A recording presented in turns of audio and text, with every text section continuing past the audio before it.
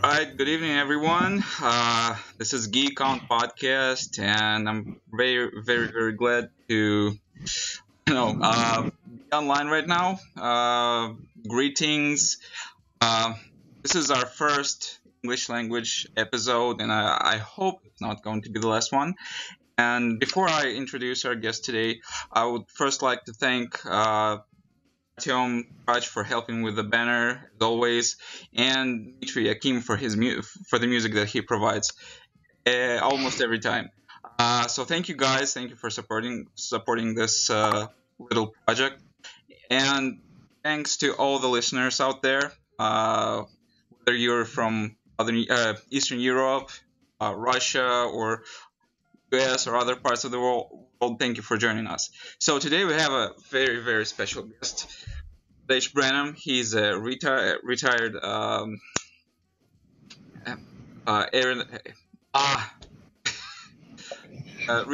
engineer who worked with on NASA projects and Air Force projects, U.S. Air Force projects in the past. Right now he outlined is mostly full-time writer, and is mostly known for his book series. It really is rocket science, which we're going to discuss today, and he's going to tell more about it. So, good morning to you, sir. Good morning. It's really good to hear you. I'm really pleased to have you as a guest on this podcast series. So, please, your own words, describe some of your background, some of your current endeavors and everything, and then we'll just get on. Okay. I live in the USA on the West Coast in Oregon, which is north of California for anyone outside. I'm mostly retired from my science and engineering life, but I write novels now. Once in a while, I still get a panic call for consulting. My academic training was at Rice University, which is in Texas, in electrical engineering. It had a heavy emphasis in digital control systems and computational modeling. But I changed my major in university 3 times. Started out in comp sci, and then astrophysics, and then electrical engineering. So I was pretty close to triple majoring, but I ended up with an engineering degree. It was a 6-year BS. So I went to work for one of the companies that cluster around NASA JSC, which is near Houston. It's the Johnson Spacecraft Center, and spent the next 12 years there, roaming companies working on interesting projects. Even though I was at NASA for my first job, my very first project was with a team doing a major upgrade to B-52 full system trainers, the nuclear bombers everyone likes to talk about. Anyway, we were adding upgraded simulations to train crews with new onboard equipment. And that's where I learned system simulation modeling, particularly about smart inertial navigation systems. And I got to use my digital controls background to make all the buttons and gear work that the crew used. Along the way, I learned with all kinds of other stuff, like inertial navigation in general, or astrodynamics, and then like how to figure out where in the world you are. And other simulation models, ranging from physical models to smart system simulations. That was back in the early 80s. Around 84, I shifted onto research teams focused on automation and AI, doing research and prototype designs. Like my big thing was an inertial systems smart controller meant for astronaut space jetpacks. Using a wrench and zero G is an acrobatic event. So my job was to prototype a smart controller that would keep the astronaut oriented, so he could focus on using the wrench or whatever else he was doing.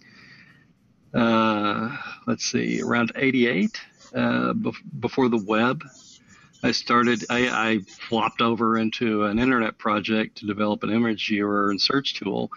There was no browser, and NASA needed a way to search their immense horde of image files and then display them.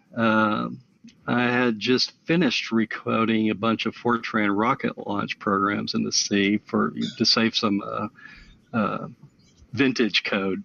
And the original code had been such spaghetti that I was shocked the library worked at all. But anyway, that got tabled because we got wind. It all got tabled because we got wind of the web in early stages, which showed up in '92. Let's see what else past that. I'll just say I noticed I skipped over all the 100-hour weeks, extensive traveling, and other bits of fun.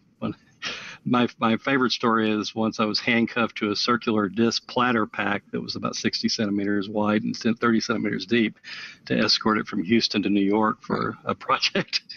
Getting through security at the airport was hilarious. I was a long-haired guy with jeans, and there was all the super secret document crap I was carrying, and the big pack which got its own seat. So that's one of my funny stories. So. Yeah, we should definitely talk about them. Some of them. Yeah. Okay. So how did you end up writing novels? Well, there was a combination of events over time. I've written stories most of my life, and starting as a teenager. In '92, I moved to Oregon from Texas. We had been rather unhappy with Texas, where I was born, for a lot of reasons. But Oregon really had no aerospace, so I shifted over to the internet work, like web design, networks, critical software. I had mixed results. I came from a field where software had to work. So the commercial software world, at that time in the early 90s, it was horrifically slipshod. I did one commercial flight trainer somewhere in there where the owner was quite happy to put out a worthless, shitty arcade product for the customer, who was the U.S. Marines. And I ended up quitting from that. Mm-hmm. Let's see. Anyway, it traveled through the 90s. I did a variety of things. Like I worked for a science museum for a while as their network guru. I worked for a neuroscience research lab. That was a lot of fun, building their little gadgets they use to torture people with.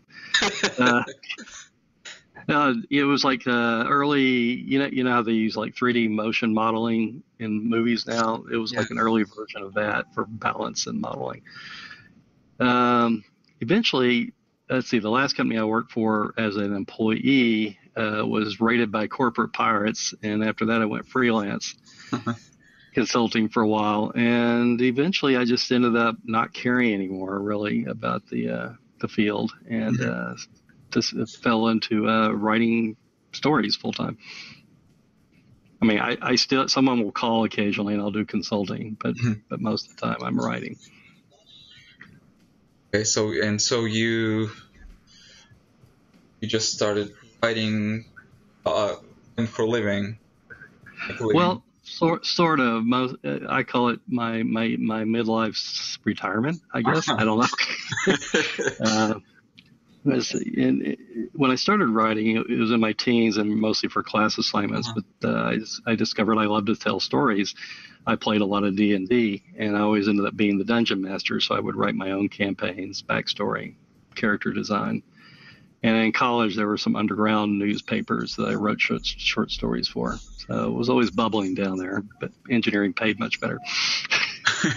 Oh, this brings me to something we've been discussing right before going on air. Yeah. You've announced that you're working on a Magitech novel right now. So it was sort of interconnected throughout your life. You're interested in D&D, Dungeons and Dragons. For those who don't know, this is a role play board game. It's not common and not widely known in the former Soviet Union territories, but it's really spread in the U.S. as I understand. Europe and U.S. Yeah. And then you've been involved with tech and science and everything. So right now you're kind of like uh, merging it all together in a novel. Ever since I was a little kid, I always viewed engineering and science as like the real magic, so to speak. Uh-huh. So yeah, I use a lot of metaphors from magic and describing real world scientific efforts. So Oh, that's yeah, cool. it's like I don't know if you've ever heard the like the blue smoke joke, where Nope. the basically anything electronic works because of the magic blue smoke in it. Because you Oh, know when the device dies and throws out blue smoke, it's escaping, and that's why the device can't work anymore. So, that's so that's good. That's a good one. That's a good one. yeah, it's hilarious. Anyway, yeah, if you work in and around NASA, you'll discover almost everyone has the feeling like they're what corresponds to a wizard in this world, and they use a lot of gags and slang and joke that reflect that. So Well, before we uh, delve into the depths of your writing endeavors, mhm. what would be the most, I don't know, the most complicating, the most demanding projects that you've worked on and you can speak about? um, the most physically demanding was the that B-52 project I mentioned earlier. We Uh-huh. were under a really tight schedule to get the flight training systems up and running for the crews to train on, and so the first installation of one, and where we were still actually developing on it when we got thrown over there, um, was in the middle of New York State, which, for those who don't know, tends to be rather cold in the winter. So it would be like minus 30 Fahrenheit. I can't remember what that is in centigrade, but damn cold. Um, um, so getting to work was a challenge. And then once we were there, it was there were often 100-hour weeks, and we would just sleep over at the installation while we were trying to work get the system into working order for the Air Force. So that was the most physically demanding one. Mhm. The most interesting ones I can recall were more NASA related, like the Smart Inertial Controller. I had a lot of fun with for jetpacks. The neuroscience lab I worked at in Oregon was very interesting. A lot of the scientists there were starting to incorporate uh, engineering models into their neuroscience. Let's see, balance modeling involves like inner air and other cues to the brain that it's you're Mhm. right side up instead of upside down, and my work in inertial navigation got slurped in because I could tell one of the main smart pieces of an inertial navigation is something called a Kalman digital filter, which is a piece of software which takes all the outside inputs, and basically if you've ever looked at a neural network uh, blob, it's like that. It learns as it collects new data and new inputs, Mhm. and adjusts the inputs. So like it may, let's say if one of your sensors has gone haywire, it'll start ignoring that if it conflicts with the other data with the other sensors too much. Anyway, so that was a lot of fun because I got to actually participate instead of just build their widgets. Uh, I call that my most interesting one of the bunch. And how was it difficult for you to? I think it was difficult, but how difficult was it to transfer from rocket science basically to Yeah, computer science? So they're like different branches. a lot of it was my university training. I stepped in just as like we were moving from vacuum tubes to microprocessors. Mm-hmm. So Okay. I got training all the way across the board. When I came in, I was learning thermionic valve equations. When I graduated, I was putting together microprocessor systems. So I hit that cusp pretty nicely. Also, I took it because I kept changing majors. I took a lot of courses, not only in engineering, but in computer science and software development. And so when I hit the real world, I was the engineer who could type, for example. That was unusual back then. And I was the engineer who knew assembly and high-level languages and knew how to connect them to physical devices, so that they would control them or monitor them or feedback. So it was a lot of like fortuitous luckiness, stepping in from point to point. And the rest of it's just like, I read like crazy. It's like, I'll come in and go, hey, we need somebody to do project X that requires this information. And I had never heard of 4 or 5 pieces of it. So I would go home that night and jump on the internet and basically do a fast dump so I could be reasonably intelligent the next day. So, nice. Very useful skill. It doesn't work as well as it used to. When I was in my 20s and 30s, it worked a lot better. Now I have to stare at it longer. So my brain is full anyway. Well, I mean, if just listening to several of your stories and a brief description, your brief biography, it's like I can tell that you had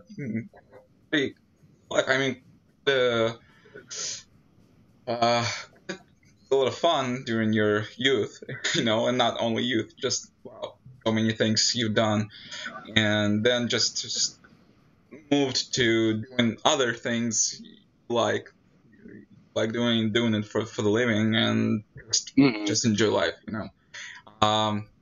and speaking of writing, really is rocket science. What was your first big project in writing that was released?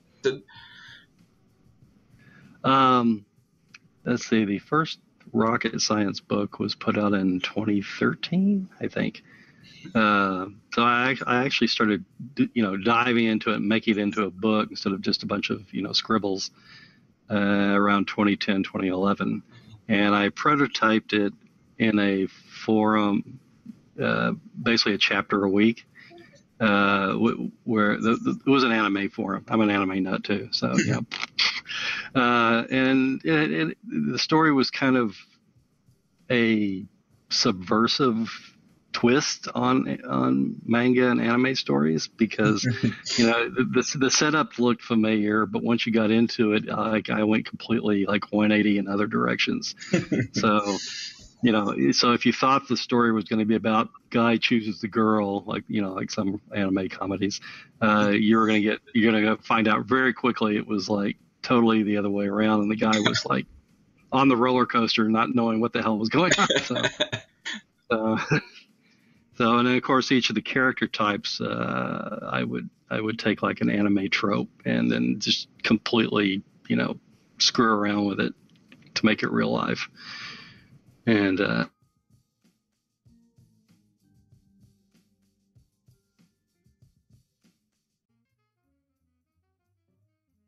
Brad?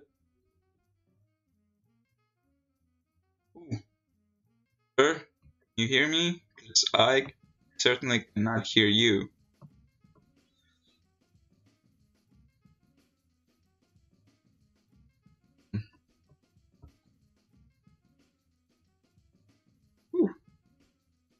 У нас тут проблема с связью. У нас got a connection issue. Just a moment. I'll connect with Mr. Branham.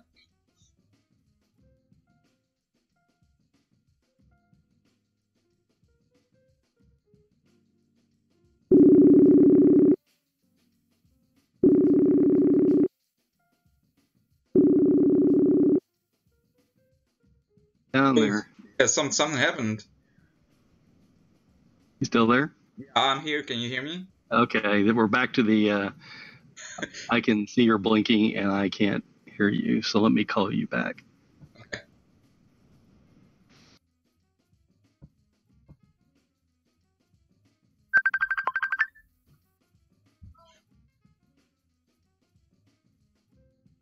Okay. So can you hear me now? Yeah, I can hear you perfect. Yay, Facebook mediocrity software. Anyway. Yeah, so everybody sorry that was Facebook flaw during our conversation. Yeah, I will So totally blame Facebook for that. I don't know if the audience, but I stopped hearing you when you were talking about character development. About which? I'm sorry, you broke Character up. development. Oh, character development. Yep. I love character design. That comes from the D&D days where you have to design a lot of non-player characters to interact with the other people at the table. And whenever I start a story, a lot of times I will design the characters first before I even have a really deep plot line. And then it's like, let's take these characters and throw them into a world setting or a situation, and then I let the characters react and tell me what to write, so to speak, if that makes any sense. Yeah, of course. I do a lot of channeling of characters while I'm writing. So yeah, my wife can sometimes tell who I'm writing a lot of dialogue for because I start talking like them. So, oh. Was like this, huh? So you're going really deep in your work. That's really cool. And yeah. how many books have already been released in the series? There are 3 books in the rocket science series right now, and I'm about to release the 4th. Mm-hmm. When I submit the re-edition of the things, I'm going to split the second book into 2 books because it got a little big, and it's actually kind of like reading Tolkien's Lord of the Rings. It's kind of hard to hold the book up while you're laying in bed at night.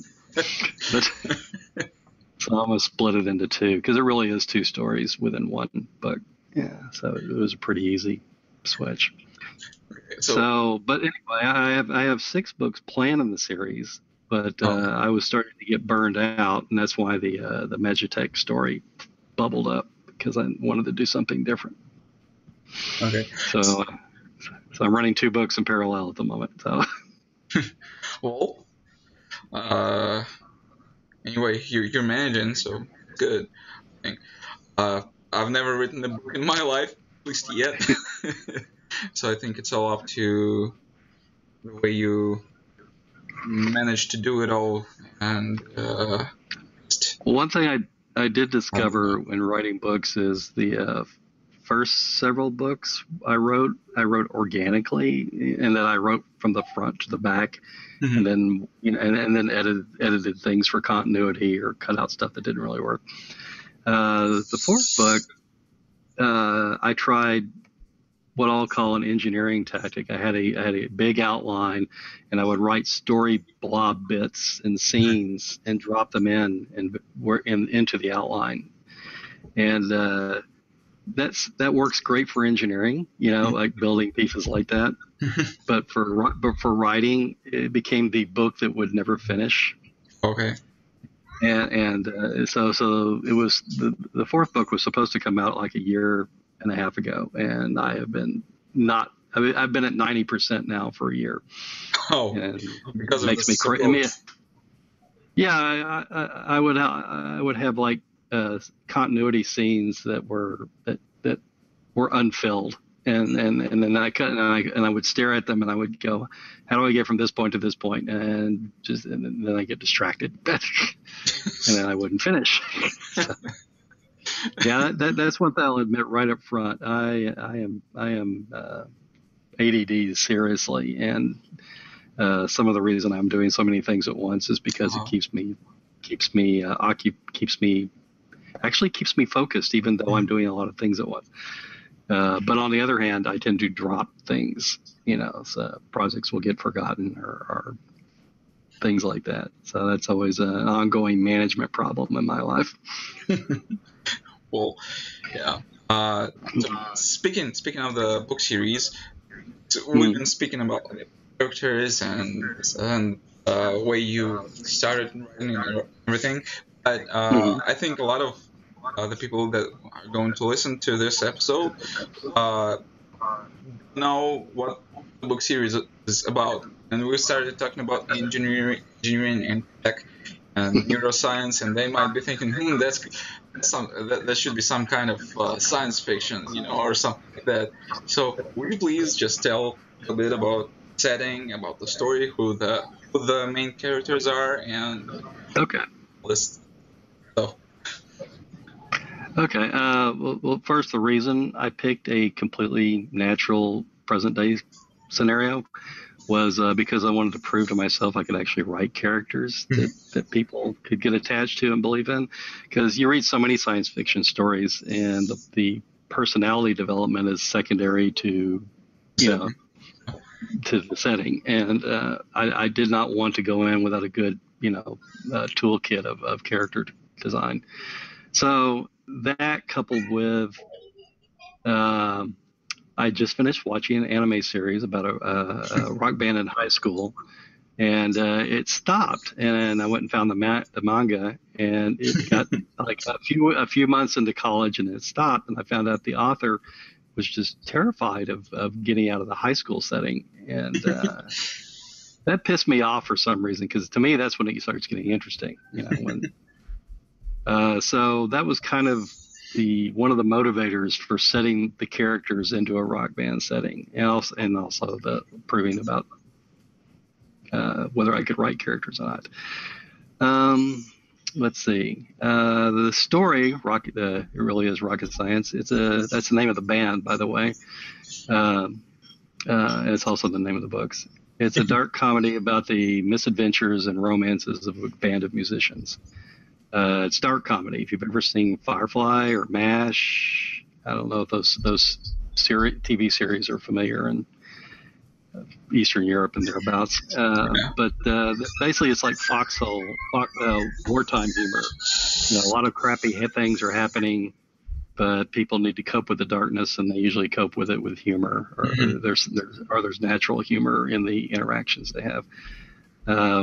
When the story begins, there's a 4-woman rock group that's moved to Portland, Oregon from Los Angeles, and where they hope the music scene will fit them better. But they get there, the whole thing crashes, one quits, 3 left are looking for a new 4th, they're down to their last dollar. And the leader of the band literally trips into a musician during a snowstorm who had his very own successful band before, but he was now sort of in self-exile. They're attracted to each other, ding ding, before she even realizes who he is. Comedy ensues, and he ends up joining the band, which they have to rename. The band's name was the Lost Girls at first, and so they had to come up with a new name, and that's a comedy scene in itself. It gets complicated in kind of a Shakespeare comedy way, while skinny dipping into tragedy.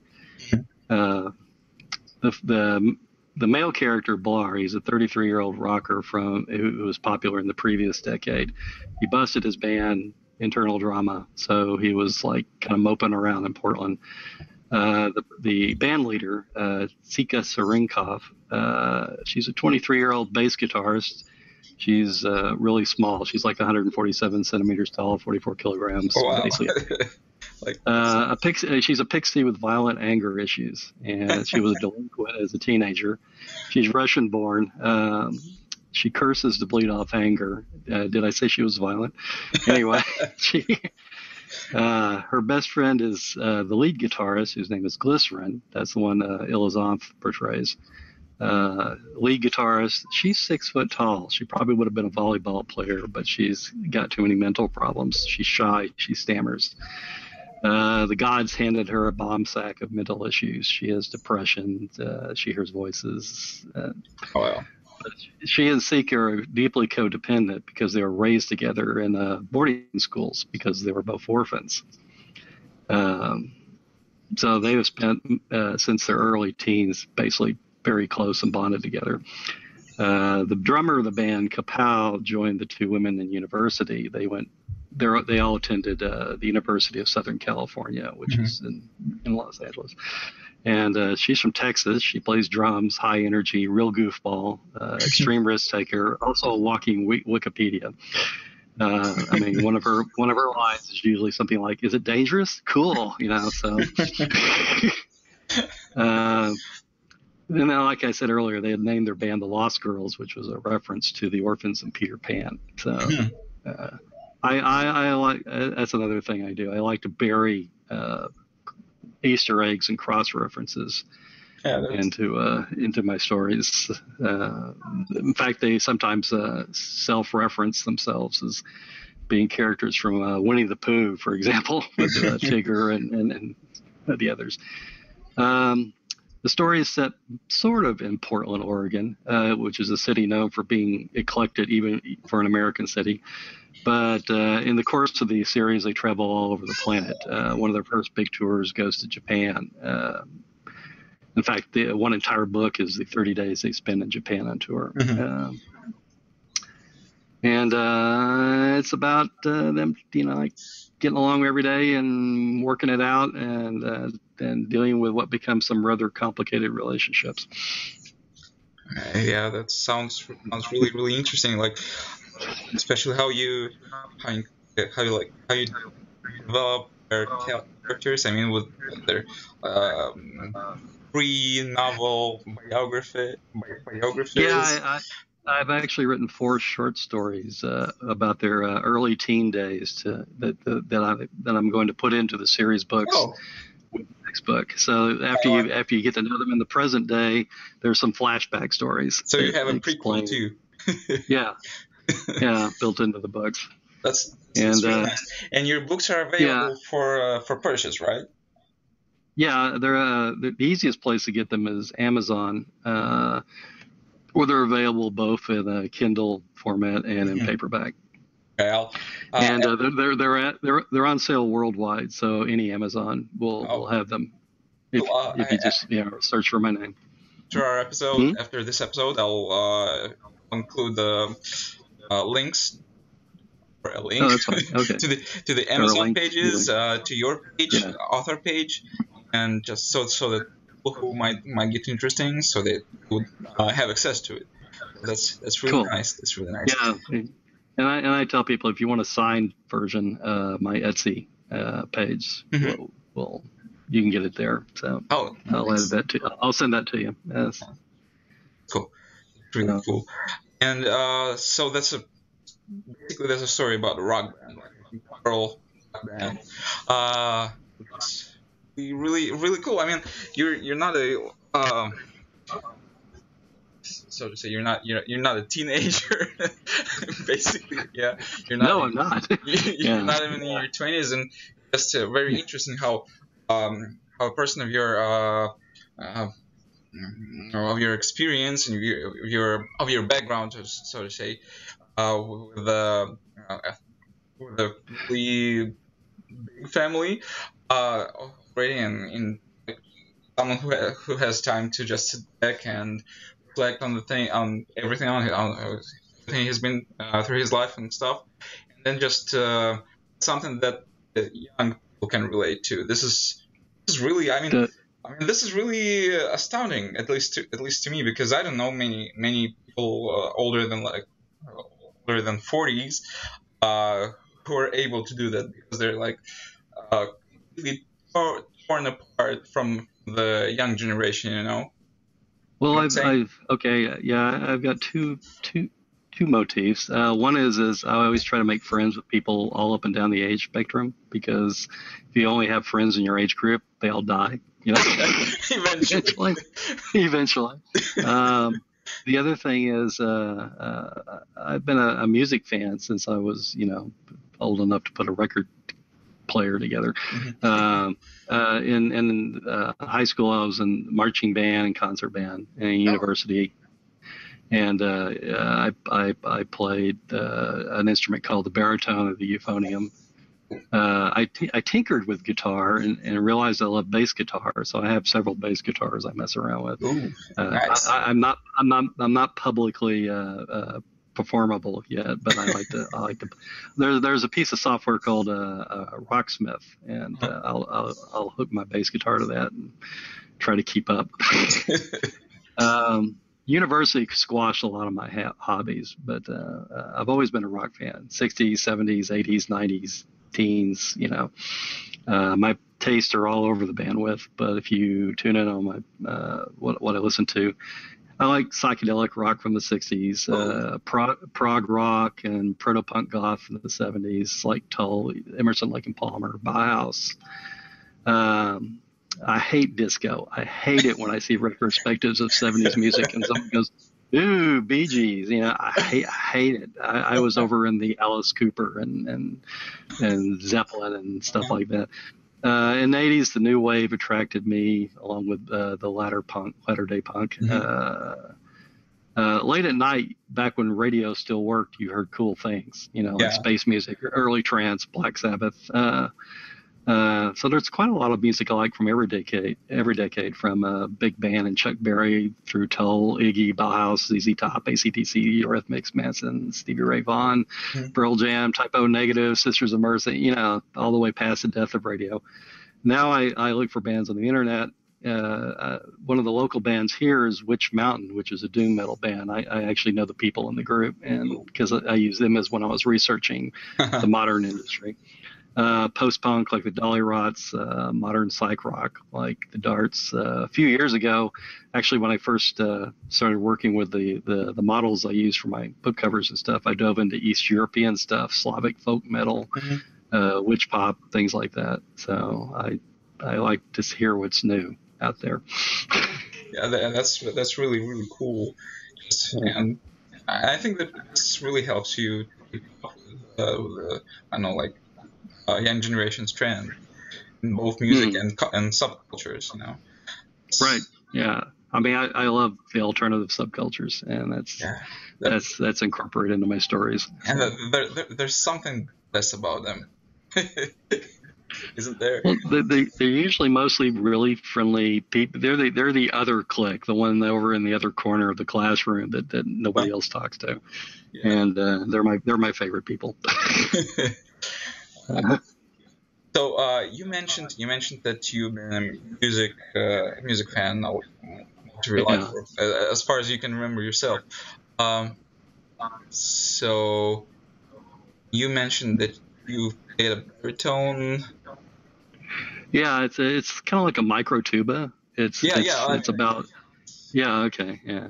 A lot of people don't know what they are. I'm just trying to put a question together because I've had something on my mind, then had something new, something new, a new idea, and just trying to put everything together. So yeah. Anyway, have you ever thought of becoming a full-time musician earlier in the day? I tinkered with the idea, but with the baritone, basically your only career option is a German Oompa band. That's pretty much it. And I didn't dislike that music. There's a German Oompa band that interprets rock classics. That I love to see what they played next. First time I saw them, they had Highway to Hell done Oompa style. Wow, nice. That was hilarious. The bass guitar goes in and out. I would think about it. I would take some lessons. I would get pretty good, and then some engineering project would grab me. And after I moved here, and even when I retired, I tinkered with the idea because there was a quote older guy band in the town near me, and they invited me to show up, and I showed up a few times, but it was like, I'm too far behind. I really can't catch up on that, and I need to concentrate on writing. So I tinker. Yeah, anyway, that's a nice hobby. Yeah. I mean, once in a while, I'll do something that sounds good, and I'm like, yay, So. Just a question out of nowhere, a thought, maybe a random thought. One thing I noticed when I spoke to several physicists, like Sean Carroll from the Caltech, or Ian Johnson from USC, I just noticed that these guys are seriously into jazz, and conversely, for example, Sergei Popov from Moscow, like one of the probably famous astrophysicists that also popularize science today. He's more into like indie rocks type of stuff and like that, a little more psychedelic. So, what is the general trend among people who are working in this um, science tech field? I Considering I music. can't. Yeah, I can't think of any general trend because almost everyone I ever worked with, if we did like a music survey, it would be all over the map. But it was usually something that was not mainstream and eclectic or obscure in some way. It might be like I mentioned, like Slavic folk music metal. That's something almost nobody in the United States, knows about. A friend of mine loves bluegrass. That's who the former scientist. And as working in Houston, Texas at NASA JSC, there were Western, music country Western bands and stuff like that. The other thing you'll see is that the music is all over the map. So are their hobbies. Because you'll find a lot of medieval reenactment players, for example, or a lot of times their hobbies will be antithetical to the science they're doing and engineering they're doing. So it's like I knew one guy who was a craftsman, carpenter type craftsman. He would build catapults in his backyard, stuff like that. It's science, right? Yeah. Yeah. And he lived out in the country, so he could launch things, and we'd find different things to launch. That's a fun hobby. That's a fun hobby. Yeah. Yeah. There was one short period when my kids were younger. I taught science, or an after-school science thing with my wife, who's a pharmacist. And for one of my gigs, I did the potato cannon, with the kids. So I built a potato cannon, and and to make it science instead of just fun, I'd fire it straight up in the air, and the kids were supposed to time it, and then use the formulas to work out how high it went, and nice, and stuff like that. So that's cool. So yeah, that was a fun thing. And then the kids grew up. Anyway, how old are your kids now? My oldest son is 33, so he's an adult by Hobbit years. My younger son is 28, I think. Yeah, I'll probably get yelled at later. But anyway, he's 28.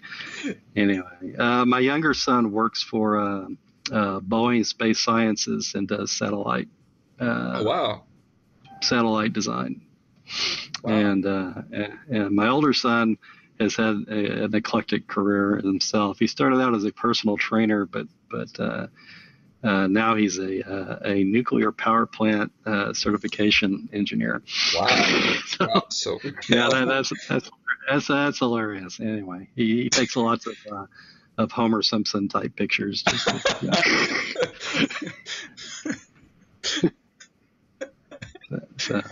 That's cool. That's really cool.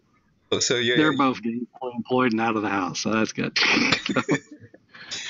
So you're training adult in your younger years, right? That's really cool. And you said that a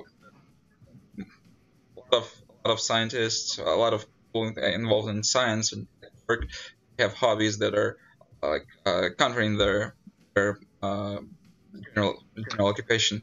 Is this why you decided to write comedy fiction instead of science fiction? Because it was, people would assume that those who are involved with tech and science would mostly write science fiction. Right, and that's my ultimate goal. Like starting with this Magitech novel I'm working on.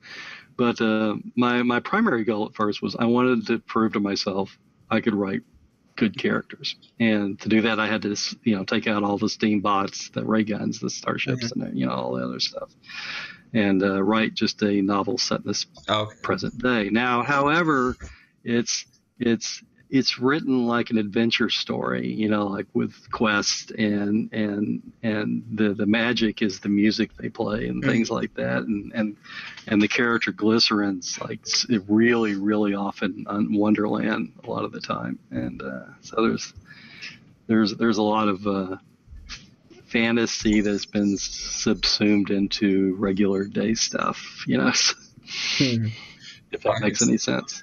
Oh, yeah. So it was sort of like a personal history for your own self too.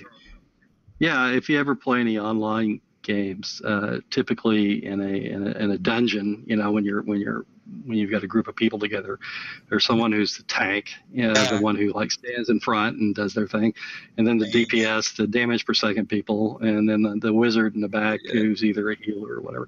Anyway, that pretty much defines the primary four characters, along with the support characters. Is Blar is the guy character. Blar is the tank, and Ika is the DPS rogue. Glycerin is the mage, and Kapow's the healer secondary tank. So nice. That's nice. That's a really, really interesting projection. Yeah. Cool. So anyway, you ever been a fan of comic books? Been what? It broke up. What? Have I ever been what? Have I ever been what? Fan of comic books? Yeah. Your voice is breaking up, so I'm losing the question. Have I ever been what? Have you ever been into comic books? Into comic books. Something books? Comics. Comics. Oh, when I was a kid, I was not good about keeping up with storylines, so I didn't do a lot of comic book reading when I was a kid. When the graphic novels first started coming out, I guess that was the 80s. I liked those a lot, and then I also was starting to read manga at the time, and I still read manga, and you usually see me haunting the graphic novel section of the bookstore. So I've had a number of people tell me that I could convert my story into a graphic novel. Yeah. I simply haven't had time to think of it seriously. Plus, finding a reliable artist has been difficult. I have found one just recently. In fact, you'll see a picture that he did for me later in a day this weekend that portrays the characters. I wanted like a prototype image to use. And what I may do with him is have him come up with illustrations. You know how sometimes you see books with illustrations, like one per chapter, and we may work together to create an illustrated version of the books. And I'm not ruling out graphic novels, but that's fairly expensive up front without a lot of profit potential, that's easily seen. It'd be more, so that's been the main constraint on that, is that when you figure it costs, a couple $100 per page, and unless somebody's going to fund me, it's not going to happen very quickly. So. What you could do is make a several page pitch. I can't remember how many pages this usually is, probably around 8 or 12, and then send it to several publishers. Yeah. Yes, to several publishers, like Image Comics, Might Comics. Yeah. You just reminded me that I actually have a friend who's working on a graphic novel, and that's kind of what he did to get started. He produced the first chapter of the of his story, and basically pitched it to a bunch of places. And I think he's, I know he's still producing it. I don't know if he connected up with a publisher yet. Okay. So. But yeah. This is the way to go. Anyway. Good idea. So, Books are great. And the way manga. You mentioned manga. What's your favorite manga time? I'm a real fan of Japanese comedy, so I like especially the ones that are like, drippy and cultural reference jokes and political jokes and things like that. So those amuse me. I will also admit to being a fan of the romances, more the ones written for adults than the ones written for kids. A lot of the people when they watch anime, they'll see like the guy chooses the girl story, and those are mostly written for young teens. The Japanese categorize their anime in several sections, and there's manga and anime written for adults, and that's which means they have real conversations, and it's not all just face into the boobs and being knocked into the sky stuff. So romantic, light romance comedies are a favorite, but otherwise comedy is really the stuff. The band anime I was talking about earlier is basically written as a comedy. What was the name of it? It's K-On! K-On! I think I've heard of it. Yeah, it was in the early about 2011, 28, 2008. And it was extremely popular for a while. In fact, the town it's set in is still a tourist spot for anime fans. So, and there's a Shinto shrine there that actually makes quite a living off of selling K-On! Themed religious artifacts and things like that. That's funny. Have you ever checked out One Punch Man? Say that again. Have you ever checked One Punch Man? Watchmen? One. Is that what you? One Punch Man.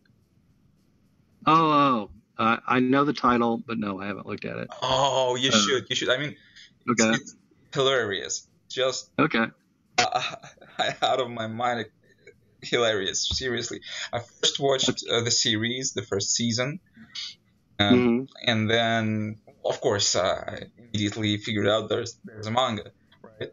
So I started checking manga online, and it was really, really great. Then recently, I got myself first 2 volumes of that, I think, printed in Russian, and just read it. It was just I just couldn't stop laughing. it's hilarious. You should definitely check it out. Like there's another one that's hard to pronounce. It's Saitokai Yakuin Domo. It's about a guy that gets transferred to what was previously an all-girls school, and they put him on the student council so they can get a guy perspective, and it is absolutely it's kind of a sexually themed comedy, and it's hilarious. It's like the guy goes in the school, you sit down, someone from across the room yells that she doesn't have her tampon, so tampons go flying through the air at her. It's that kind of stuff. It's funny. But I imagine. Okay, but I'll write that one down and take a look. Okay, sounds good. Just don't know how to transfer to these questions, but anyway. Just do a hard segue. I'll be fine. Yeah. By what? Do a hard segue. Just bam. Okay. Yeah. Anyway, what do you think of like the modern tendencies like space commercialization? Like space trips, asteroid mining endeavors, like BFR going around the moon, the plans for BFR going around the moon with space tourists, all that stuff, like commercializing space. Yeah, I see a place for it, accessibility to at least the richer part of the common people. But I don't know. how can I get on my soapbox? Our long experiment with corporate capitalization is showing some strains. It's like the last big ugly fish in the tank with no one left to eat. I'm more comfortable with government space travel because they do the science, they do the things that aren't maximize short-term profit. Huh. It's like look at medicine. There are a lot of serious problems to work with. The corporations only want to work on the profitable cosmetic drugs, and they push marginal drugs with so many side effects. You wonder why they're on the market, while certain basic problems remain unworked on because nobody's doing the research. So I'm mixed on space commercialization. Like I said, I see a place for it, but I'm still more a fan of government-based travel where people do the basic science that the commercialization can profit off of. But doesn't like how do I say it? How do I put it? It seems like cooperation between SpaceX and NASA is going really, really well. I mean, it's a private company, right? Yeah, they're still doing the science and not right. Building a rocket and firing it off somewhere. Correct. Yeah, that's exactly what's appropriate because I mean, rocket science as such is kind of I'm not going to say it's static, but it's well understood. Mm-hmm. So commercializing or privatizing that is not a bad idea because it gives NASA more funds to work on the cool probes and things that they're doing in the basic science. Like the really hard problems, like if you're going to have humans in space, humans are not built for space. They're squishy and the space wants to kill them. And that's the kind of stuff NASA would be great. And the ESC and the Russian programs and stuff. That's what they should be really concentrating on, is what I call the hard problems. Because if we ever want to actually get to Mars or move elsewhere, or do asteroid mining, if the people are curling up and dying, that's not going to be good. Well, as far as I understand, I've recently written a piece on asteroid mining. As far as I understand, the companies, commonly two companies, Planetary Resources and Deep Space Industries, they're planning to use robotic probes to mine asteroids. Right. So that's not a question about human survival in space. Right. Not so much, but yeah. But if you're actually going to expand the presence of humanity in the solar system, you still you'll have to solve those problems somehow. So and so do you think Elon Musk will actually get humans to Mars in the 2020s like he's he could fire a pack of humans right now and get them there. They just wouldn't live very long or get back. I think that's not what he wanted, because I would like that. I mean, he certainly has the money to do it, but like I was talking about hard problems, transit time, what to bring, how many to bring, the U.S. Moonshot series was basically had a simple goal: get someone there, plant a flag, like Izzy Lizard says, and get a few samples and get back. Yeah, we still, after 50 years, don't see a sustaining moon colony, and it might be the Chinese that end up doing it. Yeah, who knows? So I'm deeply disappointed in our derailing of. It was the space race, right? I mean, once it ended, no one needed it. It was the U.S. Yeah, it was a political tool to some extent. We had the Cold War going. The Soviets had gotten a jump on the U.S. and a lot of ego and penis waving going on. Anyway, I mean, my view of the Cold War was basically always that it was like 90% of the humanity against the war hawks on both sides. Yeah. So, oh man. It still feels like this sometimes, between U.S. and Russia. I mean, well, the ideologies have changed, but it's still, there's a lot of what I would think of as false opposition. You know, I worked with a lot of Russians during the Cold War, you know, for various cooperative ventures, and you know now, you know, a fair number of my friends live in Moldova, Russia, you know, Poland, and so forth, and then we all get along just fine. Yeah. So you know, so we need to get the like I said, the hawks, like put them in a cage or something. Yeah, for sure. Good. Yeah. What are your hopes for the future of space exploration as far as technology goes? Well, I've scaled back. I mean, when I was a kid, you know, we were positive we were going to be on the moon permanently in the 80s, and that, you know, I thought maybe I might see a manned trip to the asteroid belt or Jupiter by the time I died, and that's obviously, you know, not going to happen. You know, unless I live a lot longer than I, you know, statistically expect to. So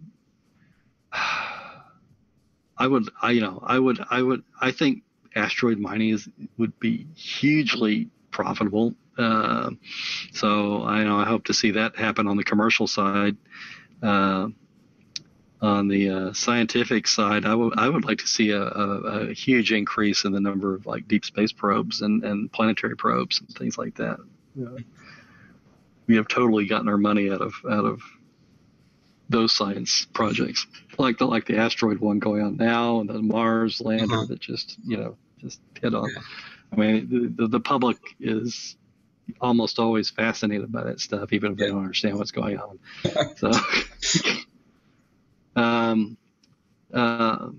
did you ask me about technology in general, or just the space program? Just right now, I asked about space exploration. Space exploration. In terms of technology, what do you? Let's say in the next 10 to 20 years, what in your point of view, what can humanity achieve during all the that's interesting. road breaks and stuff? Right now, I'll say this: for 80% of humanity, what we do now is basically magic to them. They have no idea how it works or how it's put together or anything like that. And then you deal with the advancement of technology as it accelerates. A lot of people simply, half the stuff in their house is magic as far as they're concerned. It works. They don't know why it works, but it's they can watch their cat videos and crap on it. So,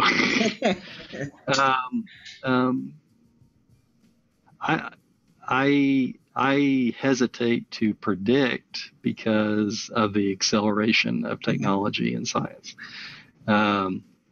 Things are now obsolete before they hit the shelves. And it's like the scientists I still talk to and stuff like that, when they're trying to come up with a way to test their ideas and stuff like that. Hell, they hit Amazon because because it's probably already 10 times faster than or cooler than whatever they're using. The world 10 years from now, my dark humor joke is that it'll either be indistinguishable from a world of magic, or it'll be a desolate wasteland where 95% of the population lives in rotting despair, while a few overlords suck the last bits out to make their next quarterly report. Maybe it'll be both. That's a story idea. What was the movie? There was a movie called Elysium or something, which was kind of like that. Yeah. So our immortal overlords who get all the high-tech DNA regeneration and crap like that. So we'll have the rest of us in their slave laboratory. Actually, they won't have anything at all to do for us because it'll all be automated. So So anyway, that's my rambling rant there. Well, anyway, it's interesting to hear an opinion of someone been dealing with it like most of his life.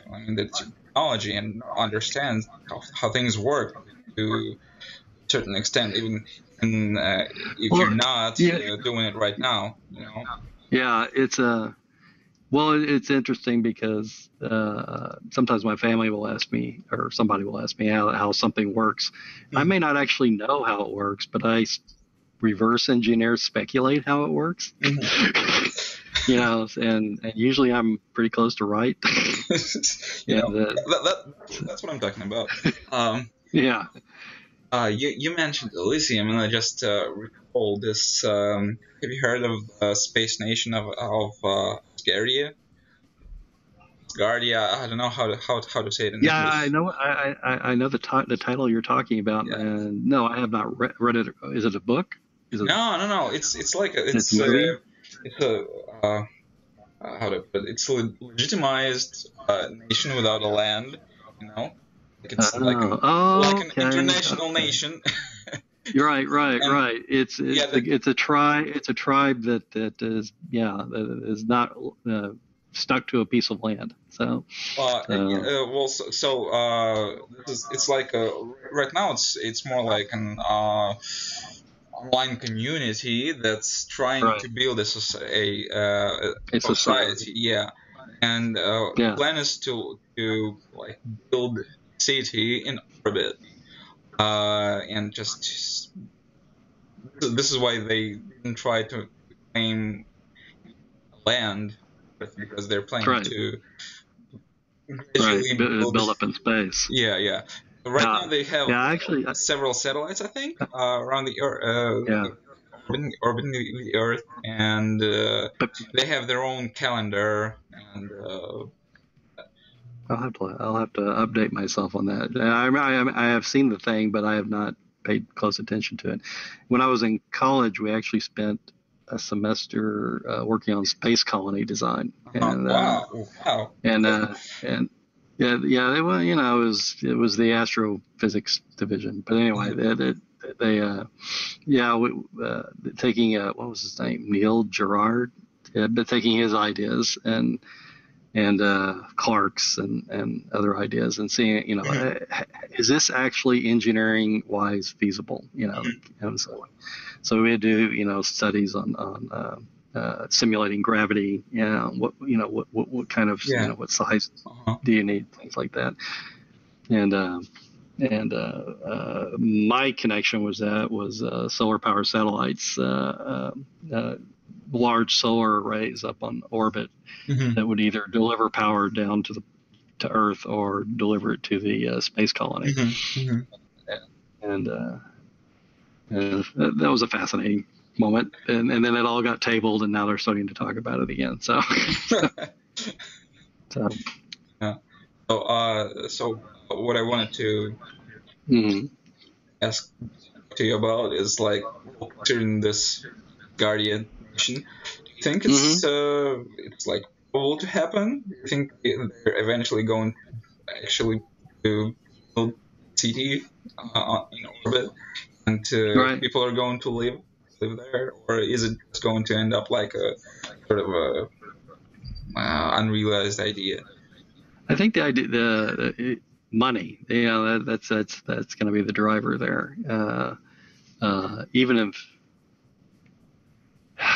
Even if they don't do it, they may do a lot of basic research and stuff that's Yeah. used later by somebody else. Hmm. So I think that doing it is good, even if it doesn't At, achieve its goal. at least trying, right? But but if if somebody like Musk or Gates, gets involved, and suddenly there may be the money to actually go forward with it. Well, the president So is a billionaire, so I think that helps. It's good to have a few good kings in the mix. Whatever. yeah. Yeah, that's how I view billionaires in the top. They're basically the modern royalty, and we're just refined peasants pretty much. So, but you want to help the good ones and try to stomp out the ones that just want to like rape and pillage. So, So it's basically the D&D plot. yeah, it's another D&D. I mean, it's all kings and peasants when you get down to it. So. And a couple of dragons. And a couple of dragons. The dragons are fun. Uh, um, I guess our dragon would be an asteroid strike. oh, yeah, I've written a piece on asteroid strike day. Yeah. It was a lot of fun. I found out that there are several global techniques of not getting hit by an asteroid. Yeah. Yeah. Really interesting. I don't know. They're all really speculative because none of them have been. Big. Yeah, Yeah. I mean the techniques. None of the techniques have been like tested or even built. So it's Hmm. like we can do this or that, or something else. We'll see how it works. Right. Yeah. Anyway, our luck is that we're not. The Earth isn't hit by large asteroids quite often. Luckily, the really big ones are few and Yeah. far between. So, Yeah. but That's. I figure it's the little ones that we have not spotted. That Yeah. it'll be the one Like that the Chelyabinsk one in yeah. Russia. Right. Yeah, the one back in 1902 or whatever. No, Yeah. not the That. Tunguska, not the Tunguska. The Oh, okay. one that blew up in the sky in Oh, just 2013. recently. Yeah, Okay. just Yeah. 5 years Yeah. The ago. one that everybody filmed. That was great. I Yeah, love that. yeah, Everybody had their car cams and stuff, and there were like all kinds of video of the thing. yeah, So, yeah. so Well, an amazing thing of living in in a post-Soviet country, everyone has a camera on their car. well, yeah, I was talking with Alex. That's been about that, and he's like, yeah, it's the liability thing. You want to record everything Yeah. so no one like sues you, which is kind of like America, but the car cams haven't caught on like they have in Europe, so and Russia. So Yeah. What do you think about technological singularity? Do you think we're gonna hit it soon? Are we gonna hit it? um, it's really like a black hole near the event horizon. The tech evolution is accelerating again and again. Like I said earlier, the devices are obsolete before they even get to market.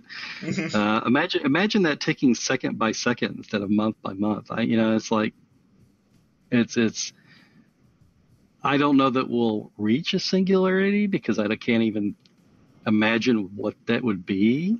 And it's like it's almost it's like some people say it's almost like godhood. Basically a self-propelling anything is possible kind of environment. Yeah. And now will everyone have access to that? That's a question. It's like I read articles about medical research and they've are able to generate organs from Yeah. stem cells of the Yeah. patient and things like that. But it's like who actually gets that? Unless everyone gets access to it. Well, That's not a singularity to me when only part of the population gets access yeah. to it. So, Yeah. I think. yeah. Speaking of things like grown stuff, organs Mm-hmm. or grown meat, we had Mm-hmm. an episode with a how do you say it? Well, with one girl, Lena. You can see it among the episodes. I think it was the third or fourth episode, and Mm-hmm. she's been studying to become a chemist, and she dropped out. But anyway, we've been discussing this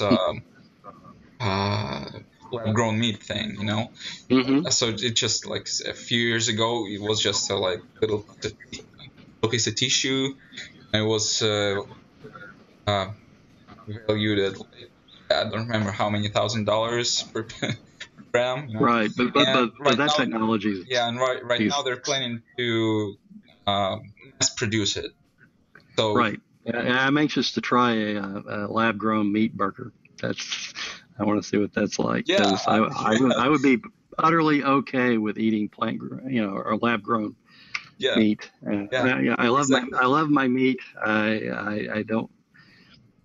I'm not a vegan or anything like that. Yeah, But if I could avoid killing animals, yeah, to eat it, I'd be great with that. Same thing. And the price, and you're right, the prices like drop Hmm. dramatically. I mean, Yeah, even if they hit market right now, it would still be, it'd be like buying expensive steak or hmm, something, but hmm, it would be affordable for, like your once a month hamburger or whatever, yeah, yeah. For an average peasant, yeah. Yeah, right. uh, Yeah. and the same thing, by the way, goes to asteroid mining, right? Like if they start mining, they start getting stuff from the like gold or other like, Right. minerals Hmm. that are really rare on our Earth. Same thing. Yeah, yeah. Market We have a collapses. major problem with the rare earth mineral availability. Yeah, We're already recycling all yeah. the circuit boards we can find to get gold back. And the rarer stuff, yeah, the asteroids would take care of that problem. Hmm. And it wasn't until you mentioned robotics that I'd even thought about robotics asteroid mining. That could be an automated process. And I always had in my head the old Heinlein or Clark thing of guys out there, working machinery. So you see, I have to keep up better. I didn't think about applying robotics to asteroid mining. Yeah. Not, NASA is planning a mission to sight asteroid in the asteroid belt, Yeah, and I don't remember its value, estimated value of all the materials it can provide.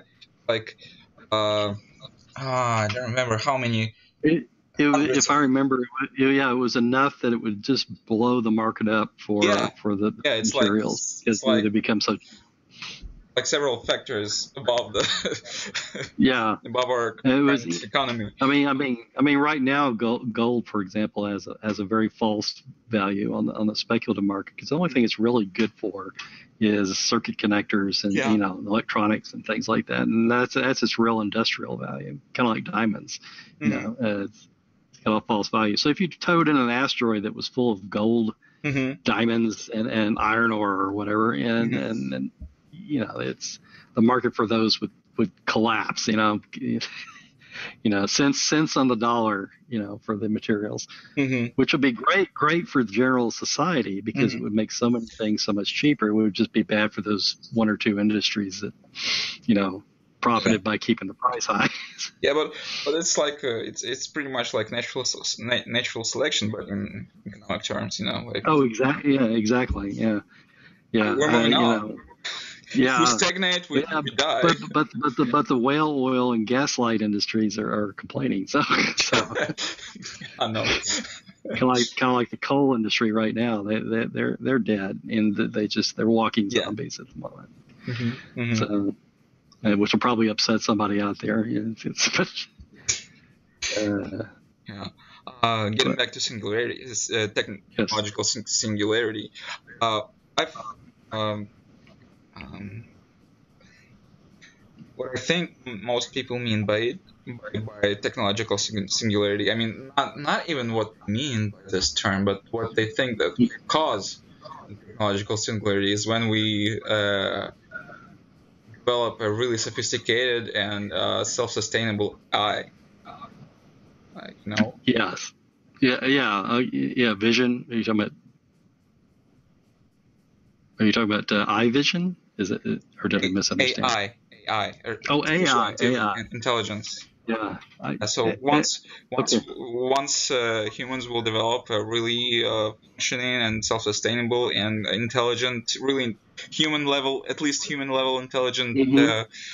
artificial intelligence, then it's like like these machines will be able to do everything that we do in terms of The job market will yeah, collapse. Yes. yeah, job market will collapse and a lot of Yeah. different things. So uh, some people like like Elon Musk that we mentioned before. He's like very, very, very uh, negatively. Um, He's against the. Yeah. He and several other people yeah, are he's worried like, about well, AI AI is because going to ruin it will. everything. Yeah, Yeah. and there are other people It'll bring. like one the guy who developed a Sophia robot. No, Hmm. he's like more positive about it. He's like, no, we're going to merge with them. We're going to merge with the Yeah, well, machines if we develop them you know, properly. this is gets. I would love an AI unit like the one used in the Avengers by Iron Man. Oh That yeah. Tony Stark AI. Somebody that I can give them, say, hey, can you set up this for me? And it's like, yeah, sure, no problem. And so I would love that kind of AI assistant, or familiar, if you want to use the magic term. So yeah, and now and obviously the smartphone in my hand could quickly become Yeah. the implant that when I say, hey Google, or hey Alexa or whatever, and I don't have to say that anymore. I just think, I need now Alexa's talking to me over here. Yeah. And, that I need to know this, the stock price of X, or or what, if my quantum computer is having some issues, can you give me a hand here? And the collective mind knows the answers. Yeah. So, Yeah. Well, like to mind. yeah. There was this recent Joe Rogan Experience episode where you know who Joe Rogan is, right? Mm-hmm. So he has this podcast and invites various people to talk to, and was this guy who developed Sophia robot, Ben Gertzel, I think his last name is. Sounds like, well, and this guy said that expects to develop and release an artificial general intelligence, like the human level artificial intelligence, within Mm-hmm. 5 to 7 years, and it's going to, what plan to do is to upload it to a cloud service so it can access multiple units. uh, What's the movie? There was an old movie in the '70s called Colossus: The Forbidden Project. That I never it heard was of it. during it's a Cold War movie, so it's something the U.S. develops, which is smart and takes inputs from everywhere. And it's kind of like a prototype version of Skynet. Huh. Basically, it takes over the world. It contacts the Soviet counterpart machine, and they merge, and then they basically take over all the nuclear installation Yeah. sites. And it's a, I mean, it's a funny movie. Anyway, Yeah. and not intentionally. It was a very serious, grim movie, but Today it's funny. yeah. Well, the thing is, if once you do that, there's no way to turn it off. Yeah. Really, because you might write like a viral program that seeks out and attacks it, but it would be an arms race thing. You couldn't. There's no switch to flip off anymore if you put it up into a cluster cloud service where it can jump from machine to machine to keep it to survive, and yeah, that'll be interesting. If we live to it. Yeah.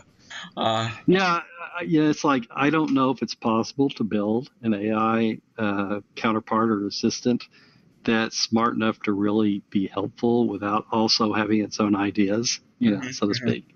I think one goes with the Without other. being self-conscious, yeah. Yeah, without being self-aware and self-conscious. Yeah. So it's like I don't think you can have one without the other. It's kind of like the Chinese trying to have their free economy, but still the state authoritarianism. It's like, no, it doesn't really work in the long term. You kind of got to let people run around the corner and hang loose. So we'll see what the AI thing works out. Like I said, I'd be happy just to have, what's the character's name? Jarvis? Anyway. Yeah, Jarvis. Yeah. One of those around to help run my house, pay my bills, and crap like that. Yeah, digital butler. Yeah. Well, you mentioned old Lee, and I thought that, I had an idea.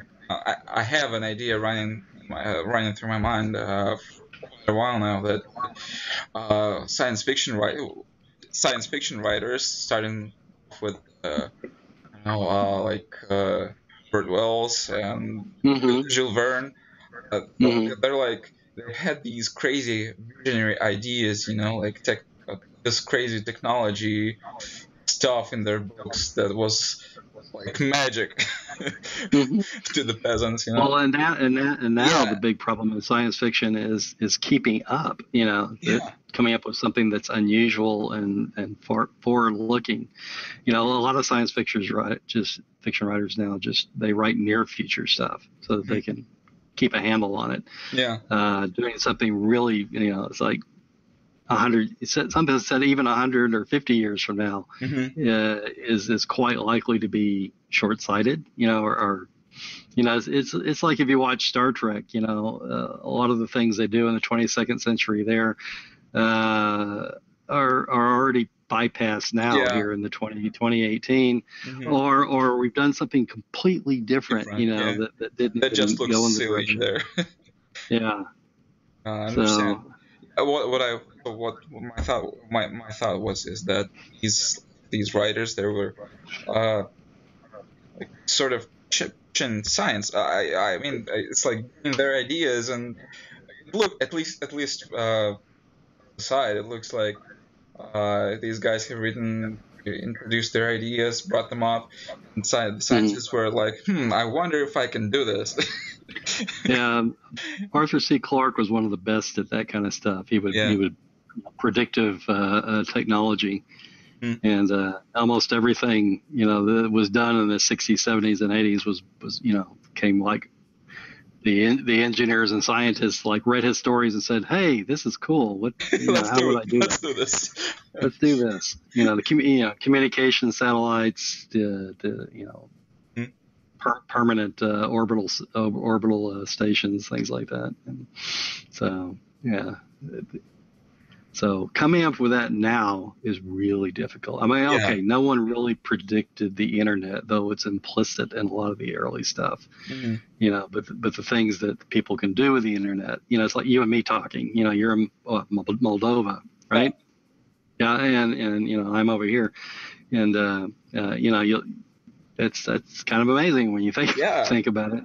Like you're. So it's like the projects I do with like Kate and Alex or the people in Poland, and Mm. that's all completely global. It's Yeah. we're completely sidestepping the old nation state thing and just working together as people.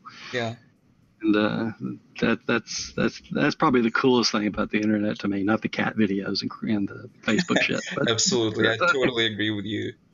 yeah, but the ability to have friends all over the planet, that's and our collaborators or whatever, and Yeah, and just to learn new things and participate in various things and just sure, yeah, and you get a better worldview of how people view yeah. things. And That's I think this is one of the things why like science fiction, like fictive science fiction are a lot difficult today than they were like 2 years ago, because like uh if I want to learn something, I can just like introduce it in Google, search Wikipedia. Even if I right. need to go to go a little deeper, I can go to like to the websites and forums where people working in those niches and areas are discussing things, and I can ask Yeah, questions or you have my question you in don't. for stuff like that, and Yeah, just get right. educated. Well, yeah, and you can go directly to the source a lot of the time. You don't have to like get it layered through like a popular science magazine Yeah. or something off of a bookshelf, or go to the bookshelf and actually have to look around for it. Yeah, the search filters, which are Huh. kind of like little AI agents themselves, Mhm. can gather that information for you. Now, sometimes they do a shitty job, and that's where you get these flat earthers and anti-climate people, and Yeah. it's they get all their conspiracy theories. So it's like a sword. It's got a good side and a bad side. Yeah. So if you want to be stupid, boy, you can be really stupid using the internet. So Oh yes, for sure you do. Yeah. yeah. Well, sure. thank you very much for this conversation. Thank you for your time and your willingness to participate in this little project. Well, it's It was fun. a pleasure talking to you. It was awesome to learn these new things from you about your book, about what you've been doing in your engineering years, and your thoughts on the current situation, technology, and space exploration. It was to me, it was a lot of fun, and I Oh, I had fun. hope you enjoyed it too. This was great. Yeah, it's like the best pub talk ever. Kind of thing. Oh, that's cool. That's cool. So, guys, everyone who's listening, if you wanna check out on Mr. Branham's work, it really is rocket science book series. It's available on Amazon, and I think if you can find it on eBay too. Um, I'll share the links in the post after I publish this episode in social media. So just keep up, and I'll also share Mr. Branham's author page too. So thank you all for listening. Mr. Branham, would you like to say something in the end? No, basically, I had a great time doing this. So it was a lot of fun chatting with you. I hope your project takes off. Yeah. Thank you very much. All right. So have a good day and night, everybody. See you all later. Bye.